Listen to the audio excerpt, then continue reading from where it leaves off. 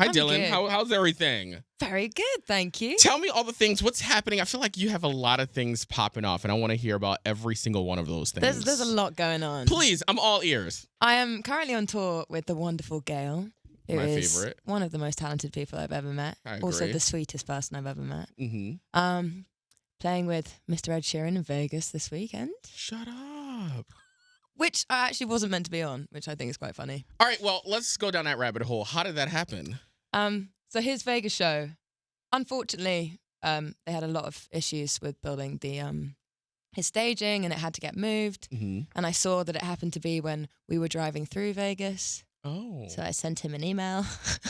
I was like, "Hey Ed, I heard that your Vegas show got moved. Sorry, but if your support acts mysteriously go missing or get sick, just know that I'm available with my band and all of our working gear. Uh-huh. Can do it at last minute if you want.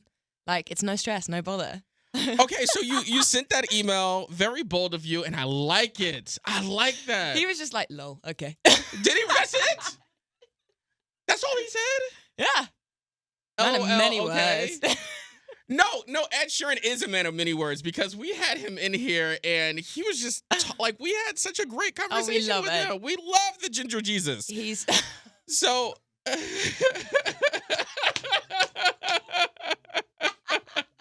oh my God, that's brilliant. no, we love Ed Sheeran. So he said, LOL, okay, that's Yeah. it. So you get that email. What is the first feeling you were feeling when he says that? Oh, I was like, hell yeah. You were ecstatic? It's on. Because I've supported him around the US and around the UK, very luckily, very spoilt.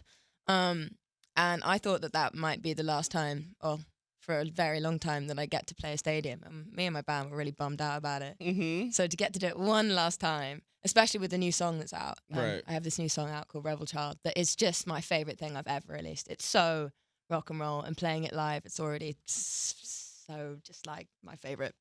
And playing that in a stadium is gonna be sick. I was about to say, like, how is it performing in a stadium? Because whenever I'm on stage at a stadium, all I do is try to concentrate on the echo, because there's this huge It's echo and this mad. right. So how do you get past that?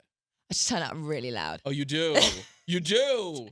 Well, the difference is I don't have in ears and you do. Yeah, exactly. Okay, so tell me about this tour. You're on with Gail. What is your favorite Yes. part of touring? Getting to play live, meeting new people. I love being on stage. Mm-hmm. That is my favorite part of this. Like, absolutely top of the top. Being on stage. But also, like, getting to tour with people like Gail, she's just so much fun to be around and such a babe. We actually met a couple of summers ago. And this year, around Europe, doing all of the festivals, we just played the same stage, like, every time. Really? And so now we're besties. I love that for you. Describe that feeling for me when you are about to jump on stage. You're standing, maybe you're you know how like every stage has those stairs. You're going up the stairs, Yeah. right? You're standing on that mark and you're about to go out and do your thing, right? Yeah. What is that feeling that you are feeling at that very moment? Do you want me to be honest? Yes. That I need to pee Really? every time. Is that a nervous thing for you? I think so. Yeah. It goes away as soon as I'm on stage. I completely forget about it. But I'm like, oh my God, I need to piss. And as soon as you walk out. Stadiums is way worse though. Why? Because it's so like, Ed has this, because he has a stage in the middle. It's like this huge runway that you That's have to right. sort of like walk down, and everyone's kind of like looking at you, and then the intro starts and you have to sort of stand there with everyone just like staring at you. That is the worst that I've ever needed to go to the bathroom before. It's just, I think it's a nervous twitch. Right. But wouldn't you agree that you can't see the faces out in the audience on I like a would stadium? not agree, no. You can see the faces? Yeah. I mean, obviously not up in the top tier. Right. But like, for as far as my eyesight will let me, Mhm. my favorite thing is like picking out the people that are not enjoying it and staring at them until they do. See, that would mess me up. I was going to use another word, but that would mess me up. I love it. Really? Because here you are, you're on stage, you're giving it your all, singing your heart out, right? And you're looking at that one person, you're focused on that one person that's just like, all right, what am I doing here? You know what I'm saying? That would mess me up in my head. Like, it could be 10,000 people in a room, and I would focus on the one person that's not enjoying the show. Everybody else can be 9,999 people will be enjoying the show, but I am focused on the one person. But, like, that's converting them, you know? Sure. There was this, like, one of the last ones we did with Ed, there was this one lady who was making fun of the fact that I was going, and, like, flipping my hair, and she was, like, giggling with her friend, going, like, oh. So I went and stood in front of her and just went, stared her right in the eye. When's your birthday? It was yesterday. Happy belated birthday. Thank you. Are you a Scorpio? I am. Yes. So what's interesting? Obviously. Right. Clearly. So the reason why I asked that, because I was like, she's giving hella Scorpio energy with the fact that you pointed out the lady that was making fun of you and you stand right in front of her and do the same thing to her. I would have called her out on stage, but that's just me. Mm. I mean, can't really do it at Ed's shows. Oh, yeah. My shows, I like calling people out. One of my ex's mums turned up to one of my shows earlier this year. That was a, oh my God, I'm going to die moment. Why? Ballsy. I mean, did she like you? I don't remember her liking me. So why did she show up? Because her youngest is a fan, apparently. And I love the ex's sisters. All of the exes have great sisters. I'm saying that for her to show up and pay a ticket, like... Ballsy. I think so. She has to like you a little bit. I hope she doesn't like the music about her son, but... I mean, she probably knows her son's a yeah. toxic individual. You know? Let me tell you something. Dylan, let me tell you something. I feel like all mamas know when their child is toxic. You know what I'm saying? Like, deep down inside... do they? Or do they just, like, block it out? No, they are well aware that their son is a toxic individual. Yeah. 100%. If anybody knows that person the best, it's their goddamn mama. Yeah, no, I agree. You know what I'm saying? I agree. So she's probably just there supporting some great music. Hell yeah. Do me a favor and tell me about the first song that you heard when you thought to yourself, man, I want to do this. What, like music? Mm-hmm. Oh, I mean, a life-changing one was, You and I, Lady Gaga. Mm-hmm. Hearing that song for the first time and the power in her vocals and like the emotion, I was like, oh my God, that is a song. And that kind of like started segueing me into writing pop music, because the music that I started writing when I was like 7 or 8 was awful. I mean, it was trash. It was like no structure. There wasn't really a chorus. It was just like loads of words on a page about being emotional. But you were doing it and you were exercising that muscle. Yeah, but like badly. I mean, until I was about 20. I saw a meme that said the first time you doing something in general will be bad. Yeah, but then you've got people like Maisie Peters, who was writing at like 13 and actually writing bangers. Like the songs that I was writing at 13 were just, I mean, I would never want to show them to anyone. But when I first discovered Taylor Swift, I was very late to the Taylor Swift party. Mm-hmm. I think I found her when I was like 13, and I think the first song I heard was 15. Do you remember that one? Don't remember that one? I'm not a hardcore Swiftie. 15. Only one I know is 22. Really? Also a great song.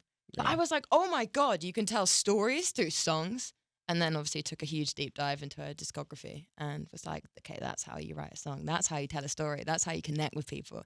That was life-changing. I mean, she is obviously life-changing for many of us female pop acts.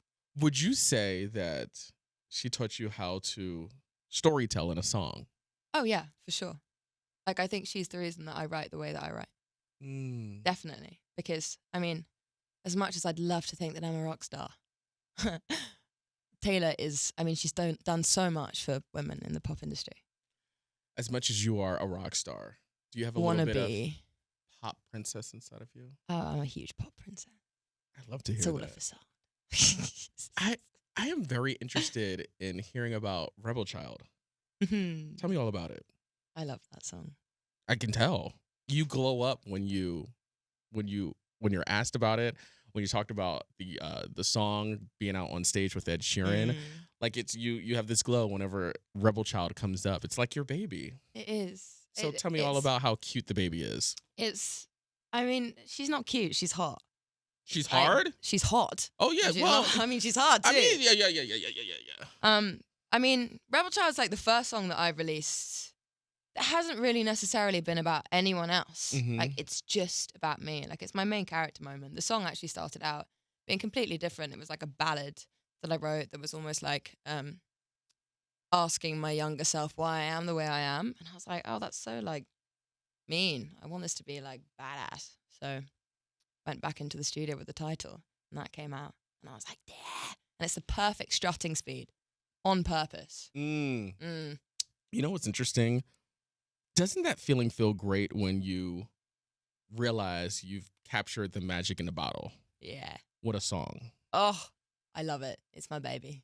But it's all about just not caring what other people think about you. It's about taking everything that other people might see as bad and that being the good thing about you. Mhm. Like, I think it was trying to empower myself into knowing that I am doing the right thing. Like, this path is for me and no one can tell me otherwise, which is cringy, but like... No, you know what? I am a huge fan of knowing what's for me is for me, what's for you is for you. Yeah. You know what I'm saying? And I think a lot of people need to realize that because it will stop them from comparing themselves to everybody and everything else. Yeah, exactly. You know what I mean? Massively. Do me a favor and tell me, how do you use social media? Like, how does TikTok influence your music, or does it at all? I mean, obviously, there's a lot of music discovery, so it definitely affects what I listen to and who I listen to. But I don't think it affects what I write. Because I think chasing a 15-second moment in a song, just you're writing for a different reason than the reason I started writing. Like, I started writing because I needed an outlet. I'm awful at talking to people and like getting my emotions out there and telling people what's going on. Like, I bottle everything up. Songwriting is the only way that I can like therapize myself. And I think that if you write for places like TikTok, that's taking everything that I started doing it for out of it. Like, it's taking the love out of it. This is to get my brain down on a page. It's not to chase a moment. And I think that what's like Rebel Child with the like dancing with that bit, I didn't think that was going to do well at all. That was just me looking like an idiot and people going, it's kind of funny that she didn't break her neck doing that, and then connecting with it.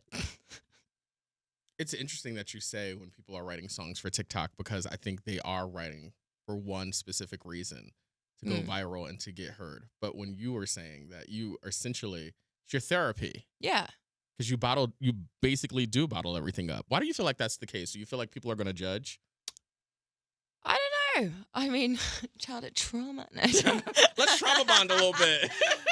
Back to therapy. I think I've never been good at like constructing sentences. And when I'm on stage, You like are hella in good at between it songs, right now. it's thank you. I've been practicing. Talking to people, man. Social anxiety. I can tell. You're doing great, sweetie. Anyway, Thank carry you. on. On stage, I find it so funny watching like shows back and videos of shows back, because when I'm singing a song, it's like vroom, in the zone, like yeah. And then in between the songs, I'm like, and I'm trying to talk to people, but I cannot get the words in the right order. Whereas with, writing songs, it's like, this is the story that I want to tell start to finish, and I can't screw it up because I've written it down. Right. I can tell it with more eloquence than I would be if you and I were to sort of sit down and go, okay, so this is what he did. So here's the question. Do you feel like that you're not 100% comfortable with it yet? With what? Just speaking your words and telling your truth, especially on stage. Because I feel like when I go to concerts and they do the songs and they have these little, monologues in the middle of the song, it just comes off so, it just flows. You know what I mean? Nothing about my monologues flow. Right. So I was wondering, do you feel like that you are still like... I think I just have so much to say all the time, because, I mean, it's either a good thing or a bad thing, but like, I'm an open book. I'm so happy to talk about anything, especially when it comes to my personal life, which could be a bad thing, but I find it funny. Right. And I feel like, especially on stage and doing like my own shows, I'm like, I have so much that I want to tell these people and share with these people about the songs, what the songs are about and why the song was written and what's going on at the moment. It's like, it all comes out too quickly and then the sentence doesn't make any sense. That's interesting. But equally, But you know what's funny? self-deprecation, Right. I get that. coping mechanism. Mm-hmm. Whereas in a song, I can be honest. I wonder if it's you thinking that, like, if has someone ever said, man, you really couldn't get those words out on stage? Or is that just you thinking that, man, I can't get these words out on stage? Maybe it's all in my head. Probably. I think it probably But then flows isn't out everything all in our heads? true. Mm. This whole thing is not even happening right now. It's in our heads. Yeah, we're just imagining this whole thing. Dylan, tell me, what are you working on next? Well, I think it's no secret that I'm working on an album. Mm. Debut, baby. How do we feel about that? I'm so scared. I'm not scared. I am scared. Of course I'm scared. But I am so... Let me tell you, I think being scared's a good thing. That means you Oh, really yeah. care about it. Exactly. You And I know? want it to be amazing. Right. Like, I want it to be groundbreaking and just like punch people in the face Mhm. sonically. And I think that a lot of the songs that I've got in my back pocket are going to punch people in the face sonically. Yeah. I'm really, really excited about it. I feel like I've really found my little space. I've found my little box. Mm-hmm. And I'm like knocking the box in all places that I can. And then obviously next year touring like relentlessly. I'm coming back to America to do some Nice. headlines. Amazing. Amazing. Yeah, boy. It's going to be good. Dylan, you have amazing energy. I cannot wait to see where this thing called life takes you. And when you come back, please stop by so we can chat it up again. Hell yeah. Thank you for having me. Thank you so much for coming. Always.